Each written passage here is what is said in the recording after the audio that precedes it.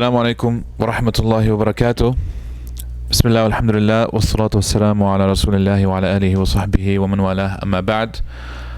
Thank you all for tuning in tonight, and we ask Allah subhanahu wa ta'ala, and we pray that He blesses you all and blesses your families, and inshallah ta'ala grants you peace and serenity and allows us all to be showered in His mercy inshallah ta'ala.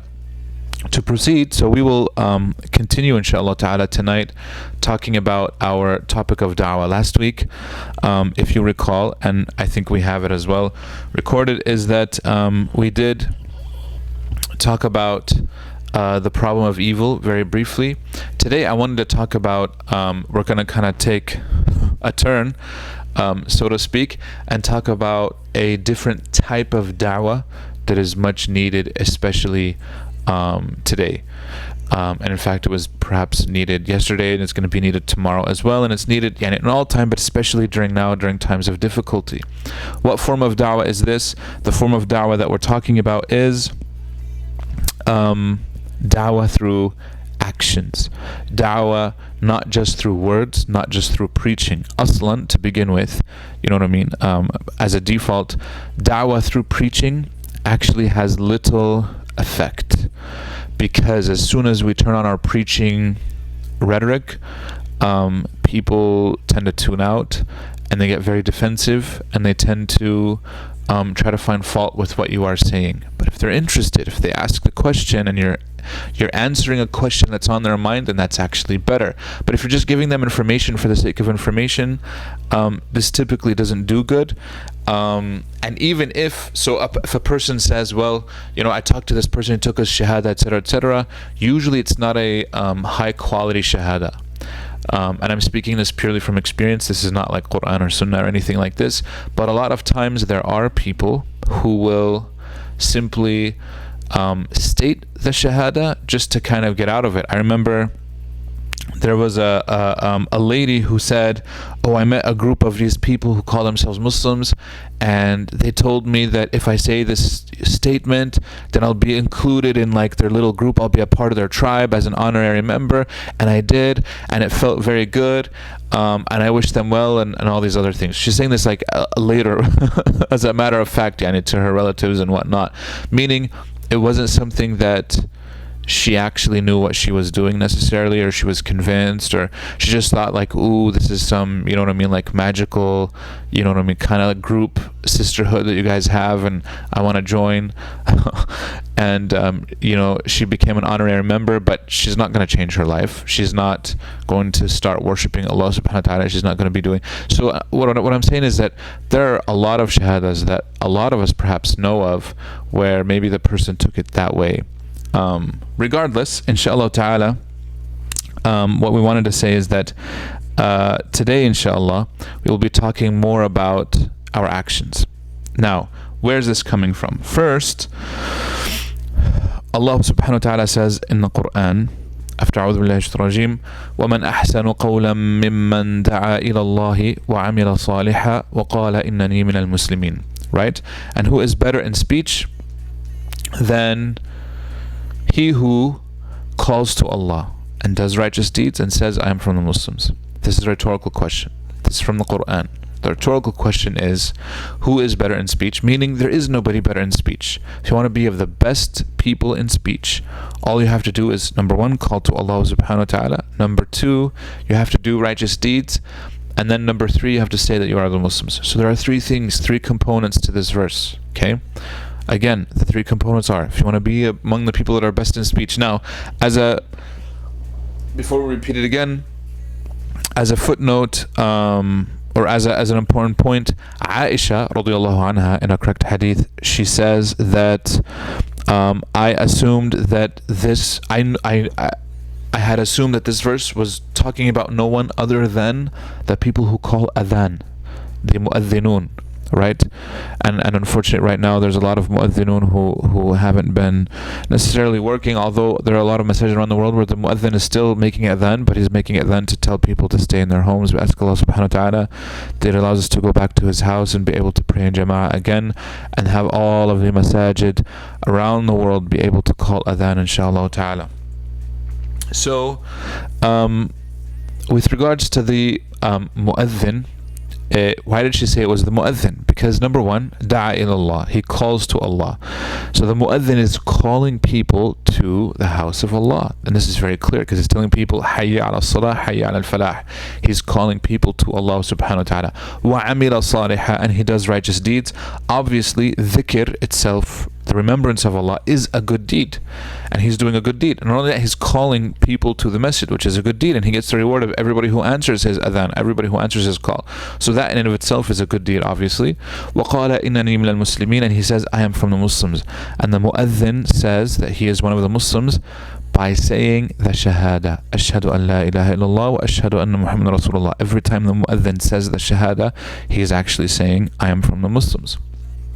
So based upon that information, Aisha, and there's other Sahaba who actually mentioned very similar meanings, that the person who makes adhan in reality is talked about in this verse. However, the verse ala itlaqihi, so we talk about the verse in terms of its generality, meaning that it's open-ended like this. So the verse could include anybody who is applying what the verse says. So if it says da'i Allah, is calling to Allah, then obviously anybody engaged in da'wah is the best person in speech, right? Number one. Number two, وَعَمِلَ صَالِحًا, and he does righteous deeds. Our words have to be backed up by our actions, and we cannot stress this enough. Meaning, if we say that we are good people, we have to prove in our actions that we are good people. If I say that I am sincere, I have to prove in my actions that I am sincere. And we know this, even in our own human interactions with one another. If I tell my spouse, or if I tell my parents, hey, I love you guys, but then I'm not doing anything that shows that I actually love them. In fact, I'm doing things that they despise. Is that love? That's a fake claim. That's me just saying words. Maybe I might feel that way, but deep down inside, my actions are actually betraying what I might feel deep down inside. I might think it might be what we call wishful thinking. وَتَمَنَّى عَلَى اللَّهِ الْأَمَانِ. There are people who have that wishful thinking. They want to be good. So there are a lot of people who say, I am good. God knows I'm sincere. I'm such a good person. And we tell them, okay, prove it. There are unfortunately many Muslims, and we know this, who, for example, they do not pray regularly. They do not pray 5 times a day, for whatever reason. And they might say, God knows that I'm good. God knows that, I love him, and that's what's important. In reality, if it's not shown in your actions, it's wishful thinking. That means that you want to be good, and that if it was a priority of yours, you would have actually proved it in your actions. Where's your priority? At the end of the day, in reality, these differences that happen between what people say and their actions is actually a matter of priority, and nothing more than that, right? So if we get our priorities straight, inshallah ta'ala, then this verse will be very easy to apply. So based upon this, we have to back up our claim that we are Muslims. When I say that I'm a Muslim, al-Muslimu man salima al-Muslimuna min yadihi wa lisani, for example, the Muslim is the one who other Muslims are safe from his tongue and from his hands, meaning they're safe that he will not say bad things about them, he's not going to backbite them, he's not going to harm them in any way, etc., etc. So these are all things that we have to really take into consideration and understand how I can't harm others and then at the same time claim to be a Muslim. This is a dichotomy. This is something, that might not make a lot of sense. So our actions, if we claim that we are Muslims and we want good for the society and the people that we live with, then obviously we have to prove it in our actions as well. And this is why doing good deeds to prove the claim is very important. Right? If we claim, if we believe that, the Prophet says, "Ana wa kafil yatimi kahatayn fil jannah," right? Me and the person who takes care of the orphan are like these two in Jannah, right? And if I'm not caring about the orphans, if I'm not taking care of any orphans, etc., then is it wishful thinking? Is it this? Or maybe I don't have the ability. Okay, that's fine. If you have an excuse, Allah subhanahu wa ta'ala knows your excuse. But if you have no excuse, then it's a fake claim. And unfortunately, this does actually hurt the da'wah instead of help it. Because if we have people who say one thing and then their actions do the other, this is a big fitna, and a lot of people might not accept. Imagine that a person hears the message of Islam. He's like, okay, that's good in theory, but a lot of the Muslims that I met in their actions were very bad. They were disrespectful, they cheated me, they lied to me, they made fun of me, they called me this, they called me that. There are many Muslims that are very blatantly racist, right? And they use like derogatory terms to describe people of other colors and other backgrounds. And this is well known, and I don't have to even mention examples. People already know this. But then I say, oh no, and if then, that same person hears those things, but then he hears somebody say, Islam itself teaches, that there's no difference between a white person and a black person, and in fact there's no superiority of a white person over a black person, or a black person over a white person. The only thing that really matters to God is taqwa, the fear of God in a person's heart. He would say, very good, that's nice in theory, but if your religion were so true, why didn't it change the mentality of these people? Why are these people still acting racist? Why do you guys still have racism rampant in your households and in your society? Obviously, those people are hurting the da'wah instead of helping. Does that make sense? This is why Allah subhanahu wa ta'ala in this verse is emphasizing we have to do righteous deeds. We can't just say good words, theoretical. We have to back it up in our behavior. We have to. If Islam tells us, do not cheat, and then we go and cheat, this is bad. That person is not going to accept Islam, and we have in fact become an impediment to that person believing. And we ask Allah subhanahu wa ta'ala to never make us an impediment. This is a dua that the followers of Ibrahim alayhi salam said, and perhaps even Ibrahim himself alayhi salam said it. رَبَّنَا لَا تَجْعَلْنَا فِتْنَةً لِلَّذِينَ كَفَرُوا وَاغْفِرْ لَنَا. O our Lord, do not make us a fitna, a trial, a test to those who have disbelieved, and forgive us. How can we be a test or a trial for those who have disbelieved? Meaning that we were the cause of them remaining disbelievers. Why? Because we were never convincing, number one, or because they saw something in us that had them say, if these are the Muslims, I don't want to be one of them. If this is how Muslims are, then these guys aren't really, the people who should be followed. These aren't the people who are doing good things, etc. And so we have to realize that our actions do speak louder than our words, always. This is why you'll find time and time again the people who do accept Islam, if you look at their words, almost always they say, I had a Muslim friend, or I had a Muslim neighbor, or I had a Muslim colleague, co-worker, or I met a Muslim and they got married, especially, like romantically or whatever. A lot of people have been entering Islam this way, and what attracted them to the person was their good manners, their good behavior, their good personality, all these types of things.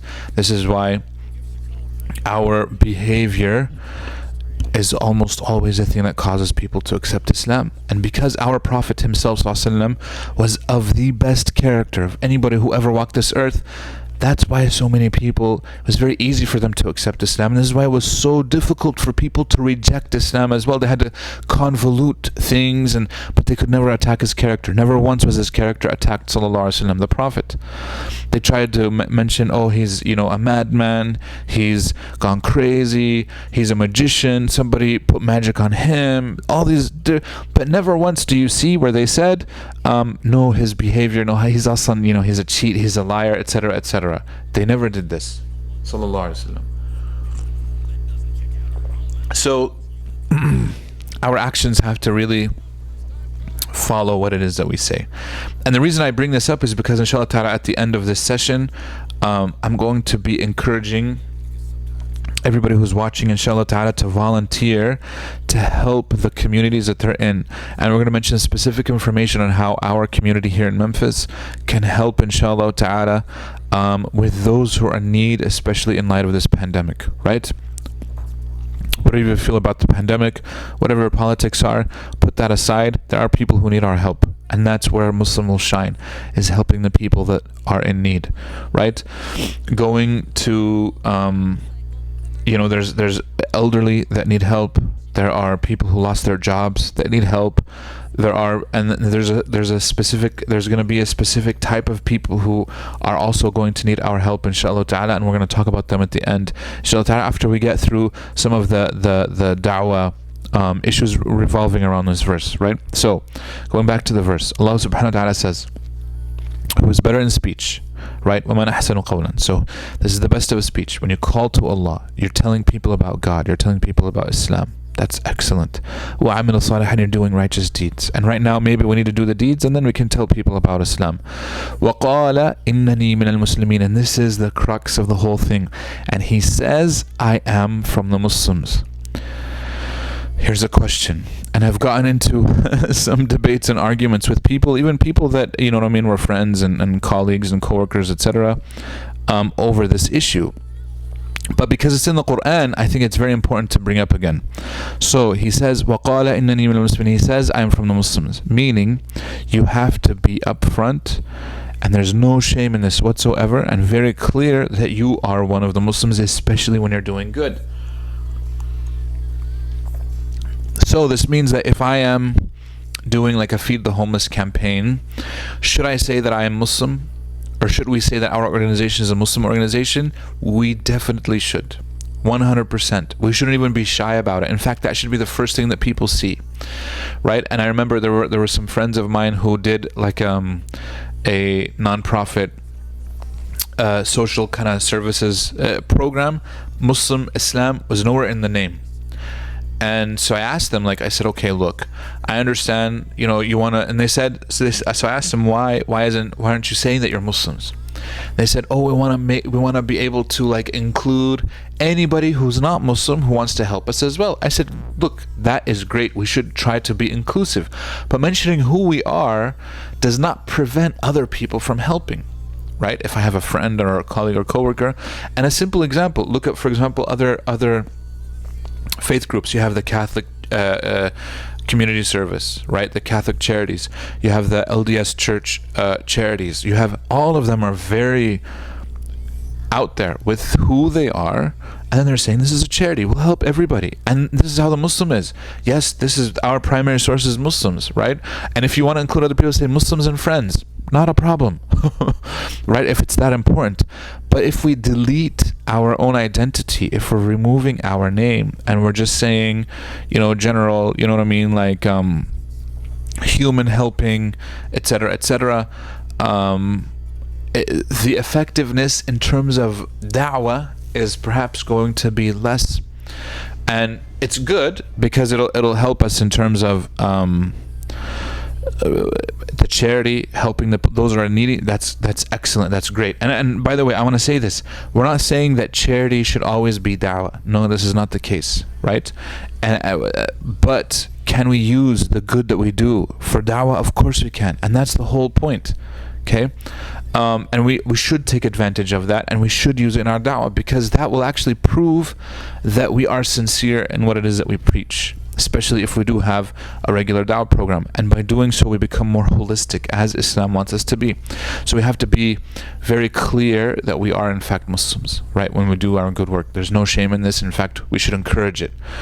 Because here's the thing, even if a person doesn't take their shahada, they don't accept Islam, right? But the one thing that they did get out of it is that they said, man, these Muslims, you know, when we asked them to step up, or when the community needed their help, they actually stood up and they helped. Wallah, that's great.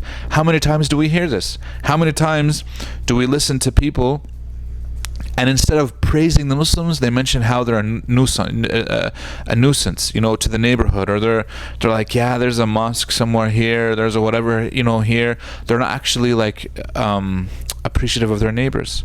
And there's a litmus test. There's a test that a person can think of, right? It's a thought test, really, but a person can think of this test and see, like, what is it that we're doing, and to see whether we're actually welcome or not. The test is very simple.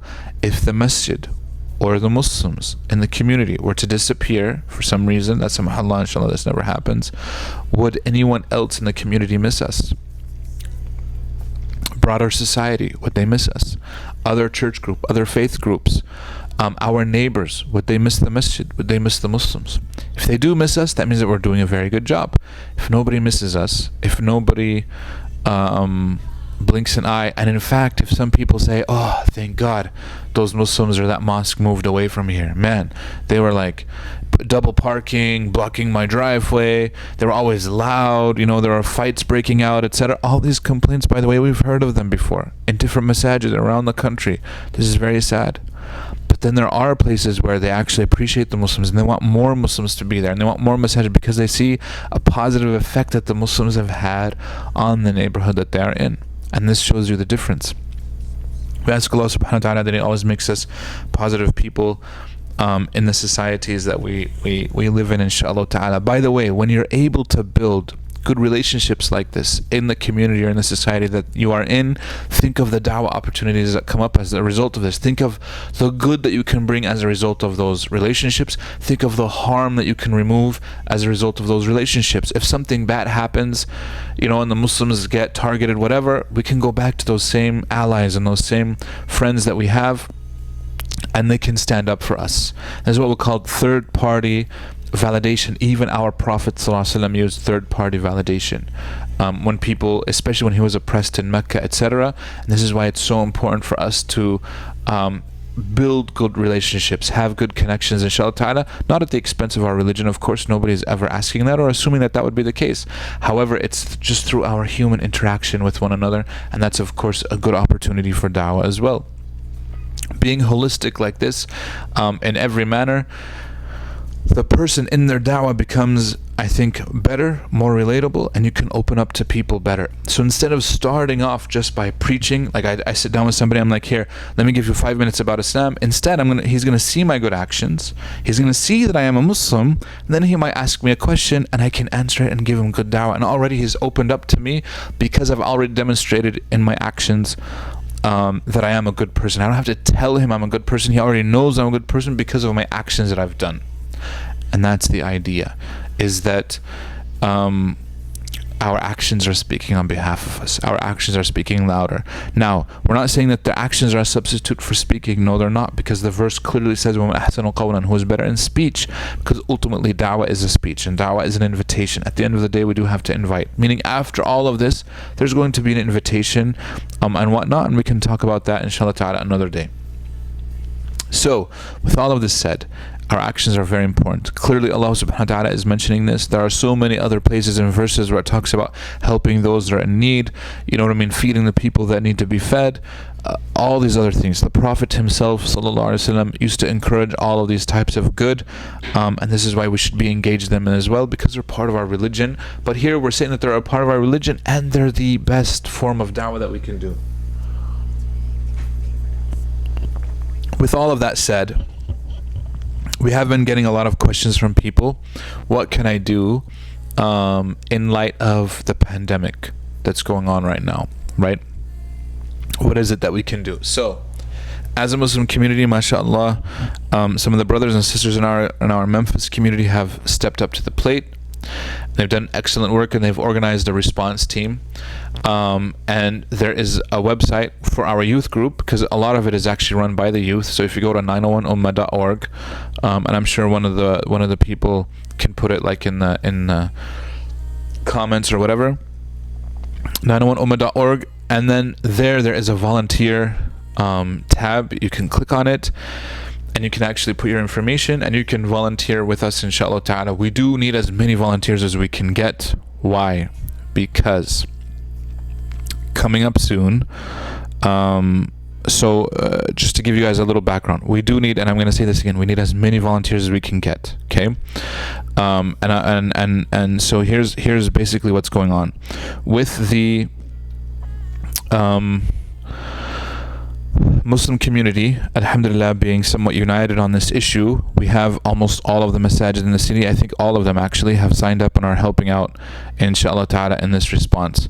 We have also teamed up with Church Health Center, which is one of the largest health medical groups in Memphis, and they have organized a faith group response team to help with those who test positive for COVID-19. What does that mean for us? So, as you know, Memphis has a high poverty rate. In fact, perhaps one of the highest rates of urban poverty in the country. And dealing with a pandemic on this scale is going to be very difficult, and it's going to take a toll on the city. And that's why we have to kind of really step up and help those that are unfortunate or in need of our help in this city, inshallah ta'ala. And we will do this. We're a part of the city, we love the city, and we're going to help the city, inshallah ta'ala, get through this pandemic.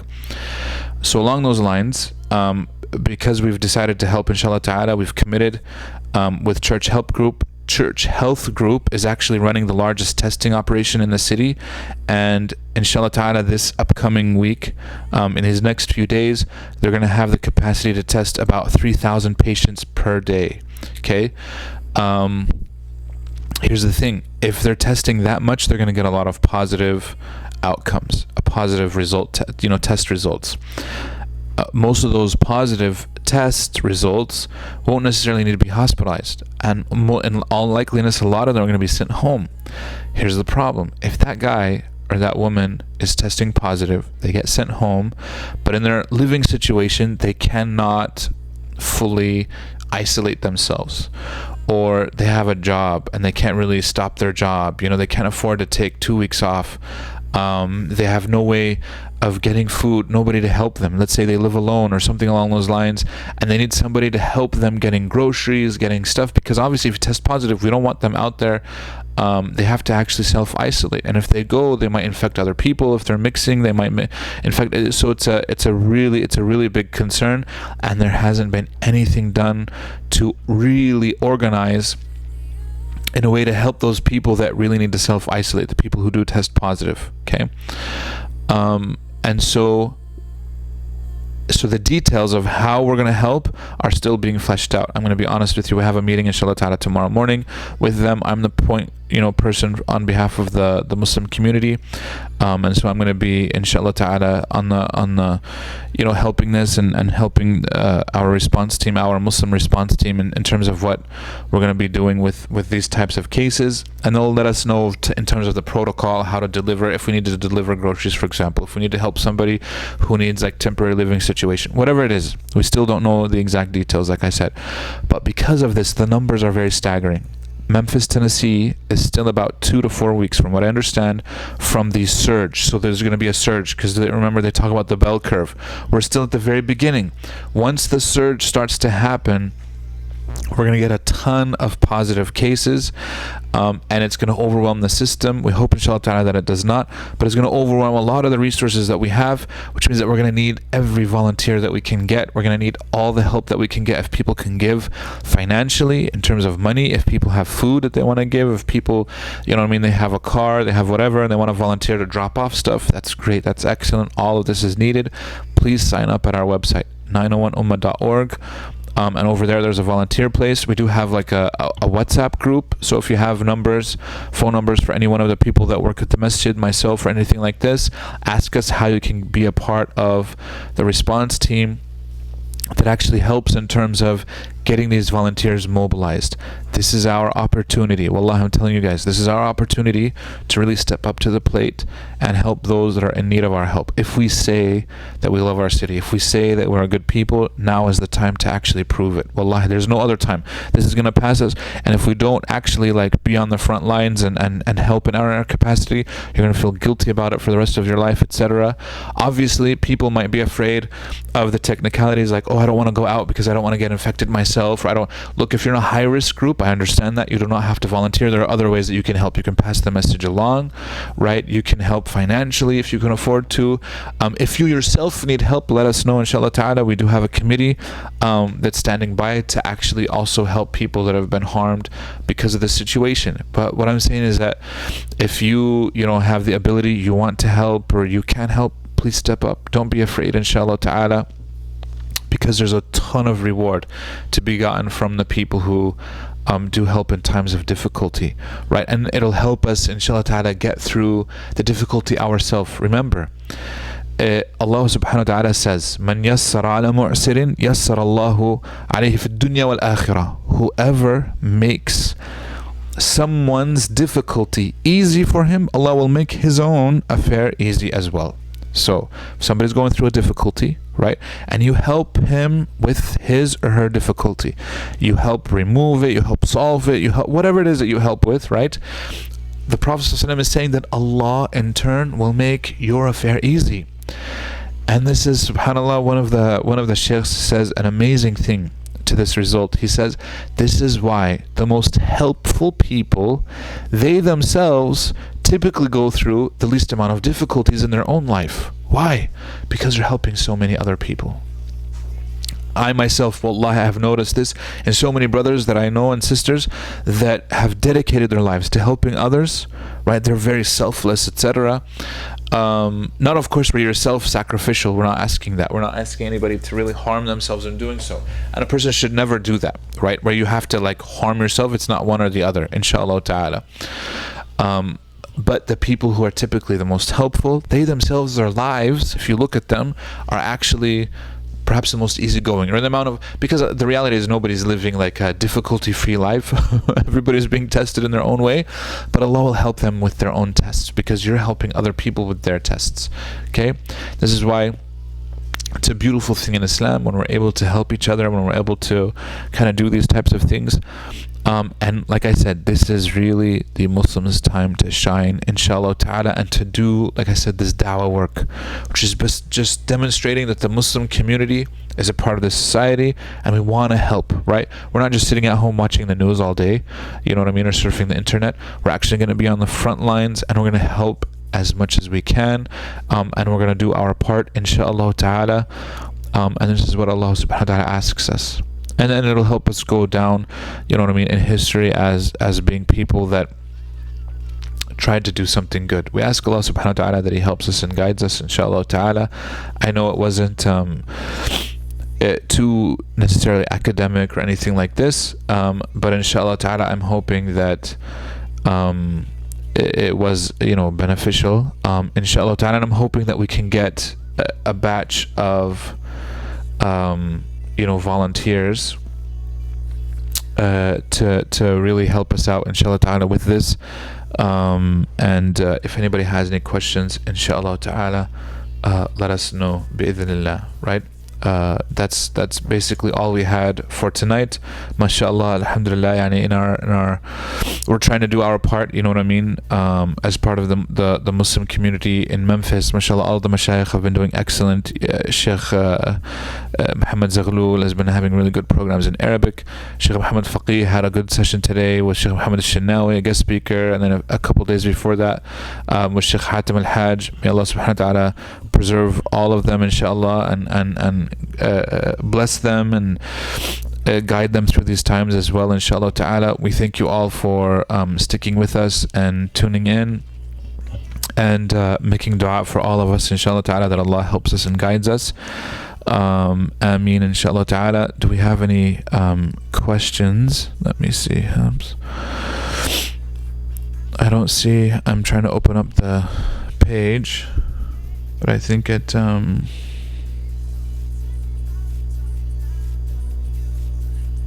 yeah, inshallah khair. Allah yabarak fikum. Khalas, we can end here, inshallah ta'ala. We ask Allah subhanahu wa ta'ala that He safeguards each and every one of us, inshallah ta'ala, in our community. We ask Allah subhanahu wa ta'ala that He blesses us all, that He showers us in His mercy, that He inshallah ta'ala protects our loved ones from this disease, and that He cures the people that have this disease, and that He removes its harm from us and its evil, inshallah ta'ala. We ask Allah subhanahu wa ta'ala that He allows us to get out of this safely, inshallah ta'ala, as better people as well, that we took advantage of the time that Allah subhanahu wa ta'ala has given us, and that He allows us to reach Ramadan, inshallah ta'ala, and that we have a blessed Ramadan, that we get closer to Allah subhanahu wa ta'ala during Ramadan. Allahumma ameen, wa sallallahu wa sallam wa barak ala Muhammadin wa ala alihi wa sahbihi wa sallam ajma'in. Assalamu alaikum wa rahmatullahi wa barakatuhu.